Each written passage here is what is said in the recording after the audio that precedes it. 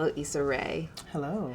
Thank you for doing the first ever podcast of mine for which there are video cameras here. Woo! Breaking barriers. That's what I love. I have never worn this much makeup interviewing a person. Most of the reason why I decided to do this podcast is the idea that, like, I could be, you know, just slovenly and disgusting. And that's kind of why I did the show in a way. That's why I called it Awkward Black Girl, because you just have an excuse. You look great in the show. Thank you. You looked at me like I'm crazy. Why? Thanks. You don't? Do you make yourself look like? Because you were sort of more really glamorous try. than your character. I don't try that hard. I'm not. In real life, I'm really not glamorous at all. Like, I just, like, try sometimes. Yeah. But Awkward Black Girl is just, like, perfect where I don't really have to do that much. Mm-hmm. Like, I barely put on makeup, and I just do the show. So you've been doing Awkward Black Girl for how long? Woo! So, sorry, is that too loud? Not at all. I love it. So February will be 3 years. Oh my God. 2 years. 2 years. 2 years, 2 seasons. I started in 2011. So yes, February 2011. How has your character changed in those 2 seasons? She is learning to become a bit more confident and a bit more straightforward. Like the second season, we really explored who she is and what her personality is, whereas the first season was more about, you know, her love life and her surroundings and how they affected her. But this season, we really got to delve into what makes her so insecure. And is she growing up? in a sense, she's still very immature at heart. Like, even in the last episode, you know, I love reading the comments and people are just like, oh my God, just get over your awkwardness. Just get it. Like, you're standing your own way. And I think she has to realize that. And so that's what we're striving towards. So you read, and I saw an interview with you. Is it true you read all the comments? I do. I set out in 2013 I was going to stop, but I can't. I don't read them as much. Okay. But I still read them. Do they affect, I mean, it just sounds like what you just said, like they do affect the direction of what you're thinking and how you're going to Not proceed. so much anymore, because that's what scared me about this season. I was like, oh my gosh, like the first season was so, like, in a sense, interactive. Like, we kept the character of White Jay because the audience really, really liked him. And we felt like we could do a lot with him. But this season we shot more in advance. And so it was like we didn't really get to rely on user feedback to change things or, you know, so I read the comments mostly to just see what people are getting out of it and things like that. And just sometimes to laugh. They're overwhelmingly positive comments. Not really. Oh, really? Okay, no, they are. Okay, they are, but I'm the one that notices the negative comments. And Everybody those don't does. even bother. Everybody It's does. true. They're more memorable. But even those, the negative ones, like, this sucks, this isn't the same as season 1, those don't bother me. But it's the comments where, like, people don't read. The comments were like, where they're like, bitch, you said you were going to put an episode up on Thursday the 14th. And it's like, no, I didn't. If you just read the end of the episode, it says January 10th. You know, things like that. So, like, I get worked up about those kind of comments, or people that, you know, don't understand our intention, or, like, racist comments, or, you know, kind of irritating, but it's just more to find out, like, what people are saying about the show. There is a YouTube community, right? Like, there are people that go to YouTube to watch stuff. Yeah, definitely. There are people, and it's surprising that people just will literally log on to YouTube and try to find new shows to watch. So, with the Pharrell deal, he came and he noticed the show last year, and he was like, you know, I'm coming out with this new top secret channel, and I really want your show to be a part of it because I really feel like it fits the image of this new brand that I'm putting out. And I didn't really need to hear anything else. I was like, yes, please. Yeah. It's great. How does he look like in person? Is he like human ice cream? He's so fucking hot. He's like the best looking person I've ever seen in a photo. In person, I imagine it's just like, oh, it's Jesus Christ. He's walking and talking, and he has like warm skin. Yes, he's just like youth personified, the youth fountain. Really? Like, you just can't. His skin. You just melt into his face and his being and his essence. And you're like, oh my God, I'm you right now. Really? I don't even know who I am in your presence. Oh my God, that must have been an intense first meeting. It was very nerve-wracking. And when he came to you, he was like, I love what you do. Don't change a thing. It was a phone call. The first one was a phone call. So, like, thank God he wasn't seeing me on the other end, because I was like, oh, what? Like, making all these demonic faces. But yeah, in person, I try to play it cool, but he's just really... But he told you could do whatever you want. I could do whatever I want. He was like, I don't want to change a thing. Some people think that he has, like, say in the show. And he could tell me, like, do this, but he doesn't. It's just like, you have your creative freedom. Do what you need to do. And how does the show work? Is it sort of like, I mean, It's interesting because, like, unlike other web shows I've seen, you guys almost have you have a TV style credits at the opening of each episode. And I wonder, do you run a writer's room? Is there like a showrunner? Like, how is it a TV show? How is it not, I guess? It's kind of like a TV show in that, in the second half of season 1, we brought on writers. We brought on 2 writers. So Tracy, who was producing season 1, and I would meet with 2 other writers, and we would just sit in an apartment, one of the writers' apartments, and just talk about where we wanted the story to go and talk about our lives and come up with an arc for the season. Mm-hmm. And so that's how it sort of is like a writer's room. How it's not like a writer's room is it's not as stressful at all. Is it competitive? I mean, I can't imagine. No, nobody's like getting tons of money in ad deals, and there's not pressure for ratings, so no. Or to like get your thing on. And nobody's making a living off of this. Like, I'm not gonna get fired from Awkward Black Girl, this web show. Nobody cares. How will I eat? Yeah. Yes, what would I do? So, but you do have a funded show. I mean, you had the Kickstart. Well, tell me a little bit about the financing of the first season and the second season, because a lot of people expect that if you're doing it for the internet, you better like take it out of your own money. Right, which is what most people do, but when like you use up all the money that you use up all your personal money on this show that isn't necessarily making money, you need help. And a lot of people don't realize what goes into it. And so like the normal person would stop, be like, okay, I ran out of money. If nobody's watching, oh well.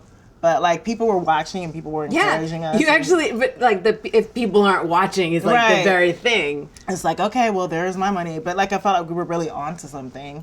You sort of began to do it as like a means of entry. Right, exactly. And then now the reason why I retracted is because it is something that can stand alone. Like you can have millions of subscribers and really just speak to your own individual audience. So I think that when I say it's just the web, that's why I don't necessarily feel like I've come that far, but the web, the medium itself has grown tremendously. And your episodes have gotten longer.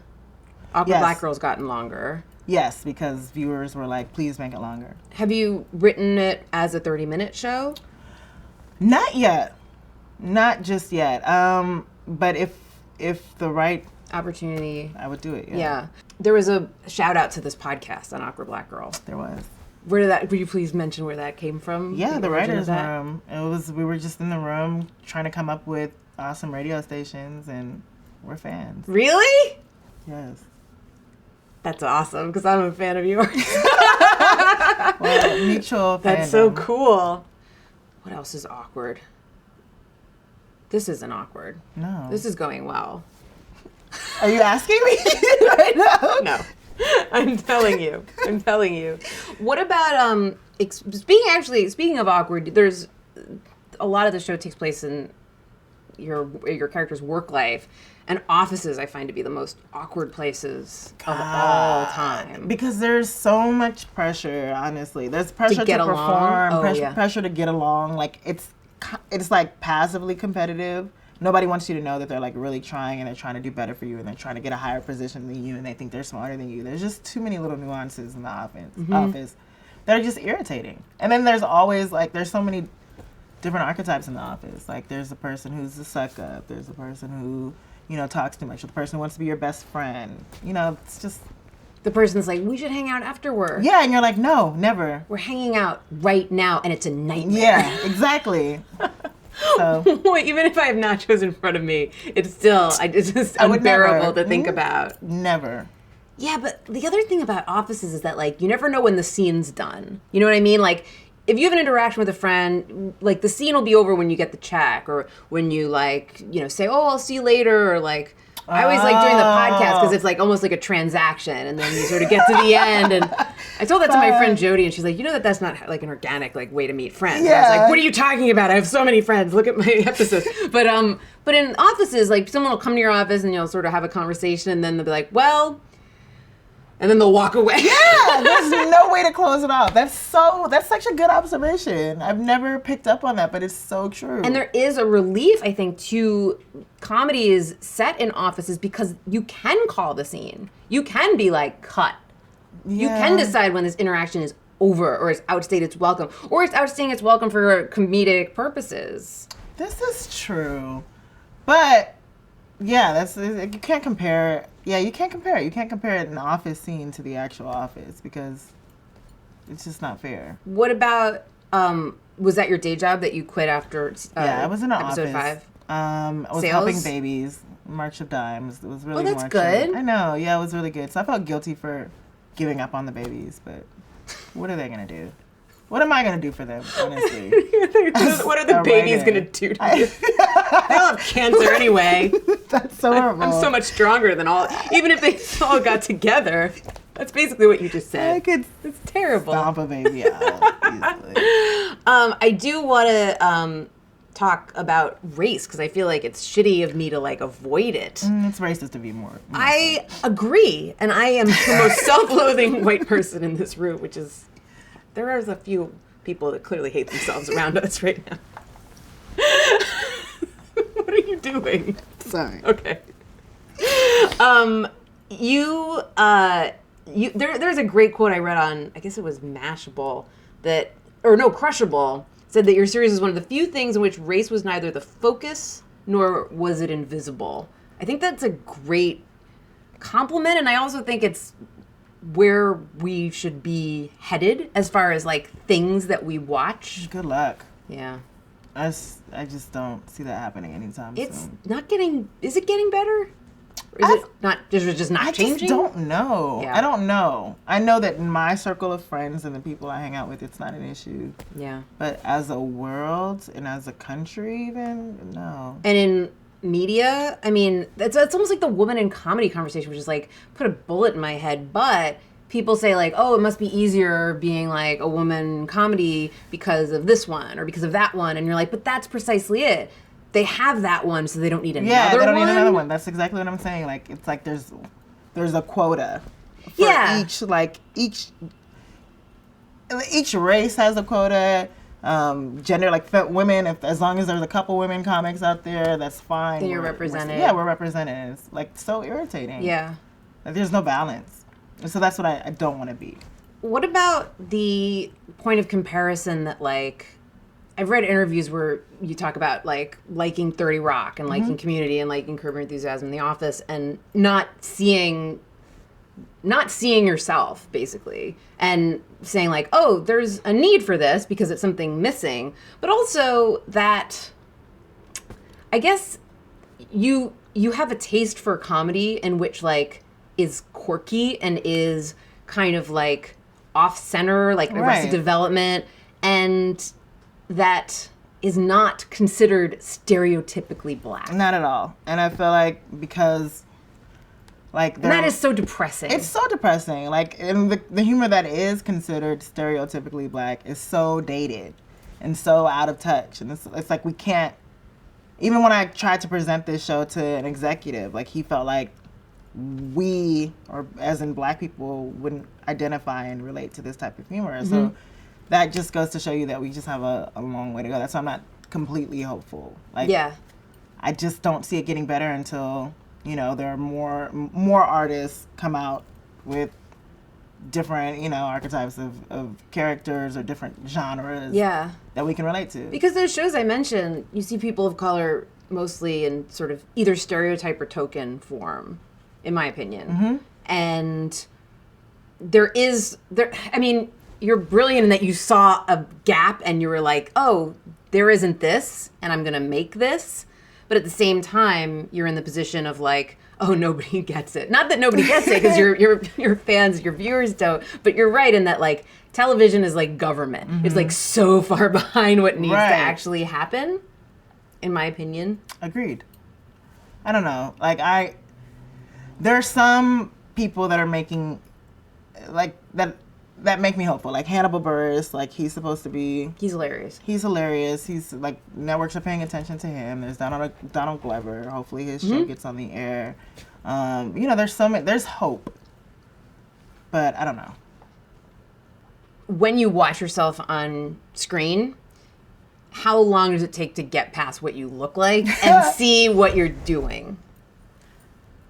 I have to watch it at least twice to be like, I have to watch it at least twice. And even then, I'm still like, I see something new that I should have done, or That you should have done it, or like get past your like the superficial to get to superficial always. Like there's an episode that's coming up, and I'm just so angry with what I wore because it's just, and I'm never gonna get over that. I'm never gonna watch it again. Mm-hmm. But have you figured out ways of dealing with that, which is just like I'm not gonna watch it again, and I know I'm good in it. No, other people don't see that. Can you let go in that way, that you can still enjoy your work without having to like, you know, I guess print out like a photo, like a screenshot of yourself and like frame it and be like, that's what I look like. No, I mean, I'm still going to look at the comments, so I can't escape it. Mm-hmm. But I won't watch it. That's just it. It'll be done. The next episode will come out. Right. Boom. Right. It's so tough for me to like, it's such a distraction. It's such a like glaring, like bright lights when you are just focused on how you look in something because you can't, and especially for you because you're, you know, overseeing it and you're directing it and you're writing it. It's like, it's really hard to see the big picture. When I was editing it, it was so much easier because I would be like, whoop, look a little fat there. Trim cop, yep, crop it out. But now I can't. Now it's just like someone else is, you know, manipulating my image and putting out, and I have no control. Are you getting better with it? Yeah, I'm used to it now. Yeah. And I'm flawed. That's what the show is about. So I have that. It's not called Perfect Black Girl. You know, I don't have anything to live up to. That's going to be my web series. Perfect Black Girl. And I would love to ask you for a check. Issa Rae, people can follow you on Twitter. You are all over the World Wide Web. I am. In a way that I very much... I respect your web presence. Is that a weird thing for a woman to say to another woman? No, thank you. I accept that. And I'm just thrilled to get you on the show. I've been trying to get you on for months, and I'm so glad this worked out. I'm such a fan of what you do. Thank you, Likewise. Issa Rae. Thank you so much.